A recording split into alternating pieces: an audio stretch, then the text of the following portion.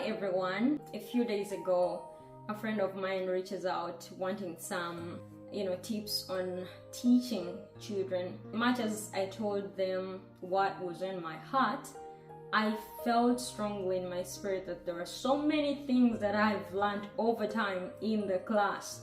And I thought of putting it on a platform where someone can refer to. This can be helpful to you. So if you're in an environment that has children, because learning is not only just centered in the classroom. So you must understand that children are spirits. So in a way, they are small bodies, but they are big. They understand. Why do I say that? Is that the energy you bring to a child is what is going to be reciprocated. If, say, something happens, you're stuck in jam on a Monday morning, or whatever happens in your life, and you are going in the classroom or an environment where you want children to learn, speak to yourself, speak into your day. Refuse anything that is negative. You say, I'm going to have a good day. I'm going to have a good class. My children are wise. They listen to me. When you have that understanding and it's, firm in your heart, then you can have a good session with your children, with your learners. And just imagine you walk into the classroom or wherever the kids are and you say, hi, good morning, you had a good weekend. That kind of vibe is reciprocated back to you. But if you come and you're like, hi, how are you? Good. I mean, you get my point, right? So the next one is creating a routine. I know this might seem obvious, it might seem even boring, but you don't know how important this is in the mind of a child. Just like in a setting of a school where, at a certain specific time, it is break time, it's lunch time, it's dinner time, it's nap time.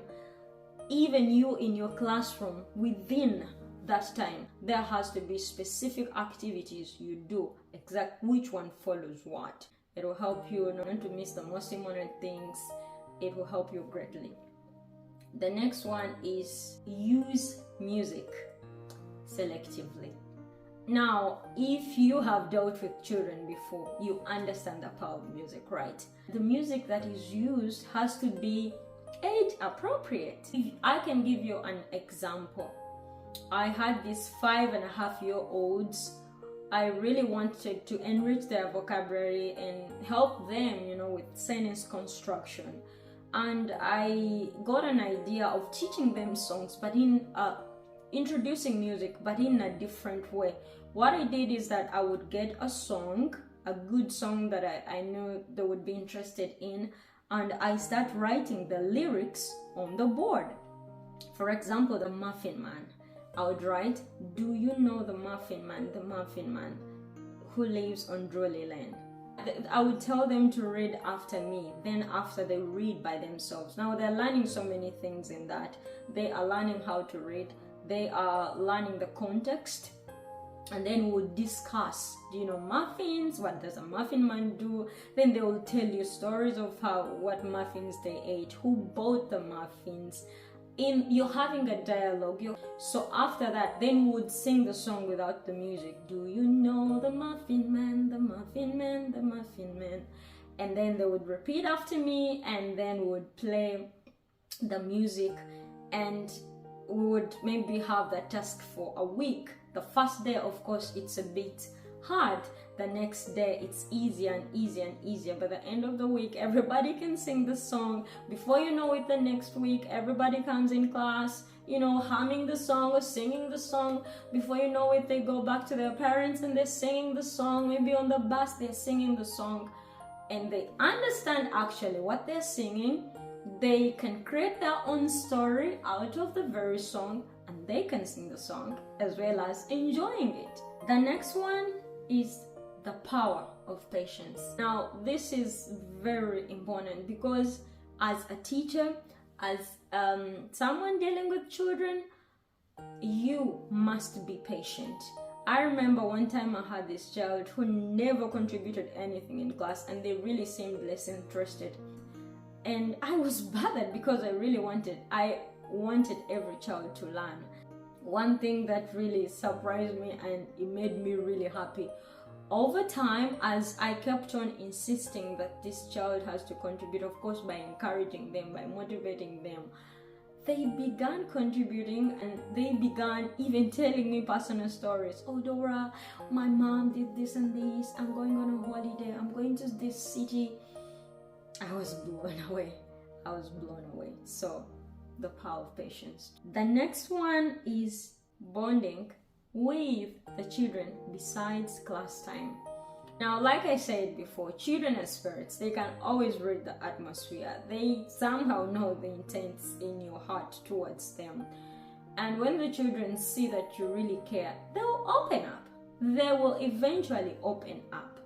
So I could use, for those kids who were not contributing, who really seemed uninterested in class.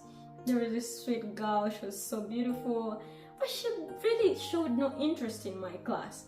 And I would target times like during nap time when they're about to sleep, I could go and, just, rub her hair, and I'd be like, are you okay? Are you fine? And then she would nod like this. Then she kind of picked it that I am her friend. I actually liked her. And in class, when I said, who knows this? Can you raise your hand? She would raise her hand. And then I would pick her. And actually, she was not having an answer, But she just showed me that I'm interested in what you're teaching. And I kept on doing that to other students. I would find them on their way to the bathroom and, just show them, are you okay? Do you need my help? Because sometimes even if you're speaking a language they don't really understand, they can always tell that this is what you mean. And then they see a friend in you. Then in the class they will be able to open up. When you need somebody to contribute, they'll always open up because they know you are a friend. The next one is, as long as you're dealing with children who are more than one, you must understand that they are not the same. Everyone has their own strengths and weaknesses. There are those that are very competitive, so you identify their needs and weaknesses and help them according to that. Assessment for learning. I'm talking about you really checking your students if they are learning what you're teaching. For example, I always leave some minutes, say 10 or so, to really check, can they read this word? Do they really understand? I may not go through the whole page, but I have to assess that where do they still need help, because you might assume, because when they're in a group and you say read this word, everybody will say main.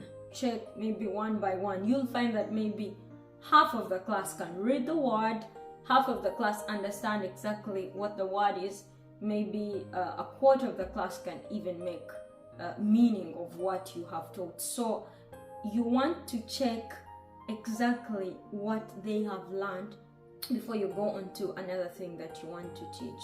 So basically these are some of the simple practical things that I thought that people underestimate, and I wanted to put them together so that I can tell whoever is interested in listening that these are some of the most practical things that I have seen in class that really work.